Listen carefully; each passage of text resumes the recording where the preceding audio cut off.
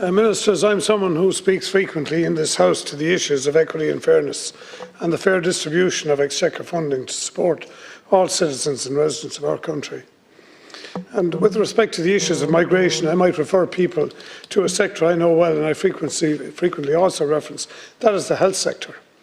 And I would challenge anybody that is blind to the participation and the invaluable contribution that non-national people in Ireland make. Just look at our acute hospital sectors, our primary care sectors, our community care and most especially our residential care sectors. The truth is, whenever people may think, or whatever they may think, without the participation of people who arrive into our shores, whether through the formal visa applications or other residency leave processes, we could not provide care to our most vulnerable without the wonderful contributions of such people. Part of the recent national debate has focused on some of our more rural areas and their reaction to inward migration and placement, whether it is Ukrainian refugees or temporary protection applicants. Some of that reaction, and a large part of it, in my opinion, has been hijacked and positioned to look as far-right, naked racism lurking there. How many people have taken the time to understand the level of community resourcing available in such parts of the country before significant increases of additional people were contemplated being moved into these areas under government relocation programmes? Is it wrong for people in the regions to wonder where there does not seem to be the same impetus to target buildings in Dublin, such as, for instance, the Jury's Balls Bridge site or the Bagot Street Hospital site for migration and accommodation?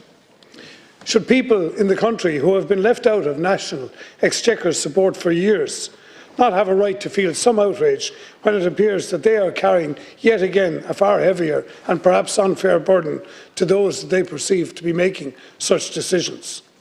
And I would ask our people who are asking for additional policing, for additional teaching, for additional medical resources, are they out of step when they wonder what level of background checks and vetting are being provided to people who are arriving into their communities, sometimes with little advance notice? I think they need more support, and I think that is what they are saying. My firm belief is that racism has been hijacked and the far-right agenda has been hijacked, but it does not represent, in my opinion, as to who the Irish people are. These things are being certainly used as a tool and deployed to provide for an ultra-right agenda. But what people want to see, in my opinion, ministers, are processes that are clearly understood, clearly managed, clearly communicated and clearly resourced. That is what people need to see being rolled out. Our people in our Irish communities are crying out for housing, and they look, ministers, at a planning process that does not work for them and that yet can be sidestepped when it comes to bringing in people for international placement. And that is an inequity. And again, this is something that government needs to be looked at. I think it is the responsibility of government to fully communicate the overall migration policy. And to that point, Minister, I might refer you to an ambiguity I have noticed today.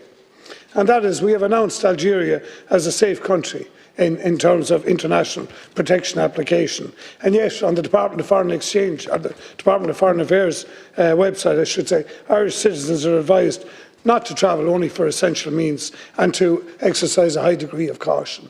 So again, Minister, ambiguity within the communication strategy, I think this is the first thing that needs to be referenced by yourself.